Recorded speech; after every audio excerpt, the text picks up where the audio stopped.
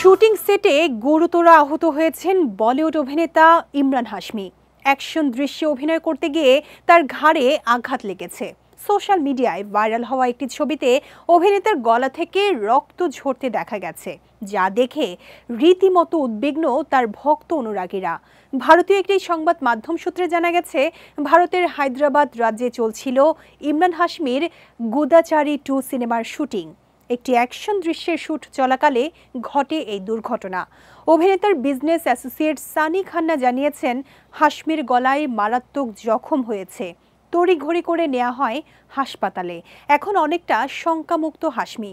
জানা গেছে, দ্রুতই শুটিংয়ে ফিরবেন এই অভিনেতা। তবে চোট নিয়ে এখনও কোনো আনুষ্ঠানিক বিবৃতি দেননি অভিনেতা। 2024 সালের ফেব্রুয়ারিতে ইমরান হাশমি ঘোষণা করেছিলেন এই সিনেমার।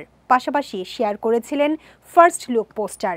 ক্যাপশনে তিনি লিখেছিলেন, বৃহত্তম গুপ্তচর ফ্র্যাঞ্চাইজি একটি ব্লকবাস্টার সংযোজন পেয়েছে। বোর্ডিং মিশন G2 শুটিং চলছে। G2 নিয়ে ভীষণ আশাবাদী ইমরান হাশমি। তিনি বলেন, G2-র কাস্টে যোগ দেওয়া আমার জন্য সত্যি রোমাঞ্চকর। স্ক্রিপ্টটি আকর্ষণীয় এবং আমি এই সিনেমার অংশ হওয়ার অপেক্ষায় রয়েছি। G2 সিনেমাটি পরিচালনা করছেন আদিভি শেষে। G2 হল আদিভি শেষের ব্লকবাস্টার হিট তেলুগু সিনেমা গুদাচারীর সিকুয়েল। এতে হাশমি ছাড়া আরও অভিনয় করছেন শোভিতা, ধুলিপালা, জগপতি বাবু সহ অনেকে। স্পাই থ্রিলার ঘরানার সিনেমা হতে চলেছে G2।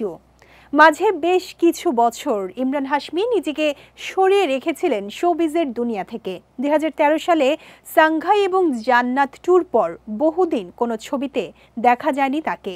বহু বছর পর সালমান খানের টাইগার 3-তে দেখা গেছে এই অভিনেতাকে।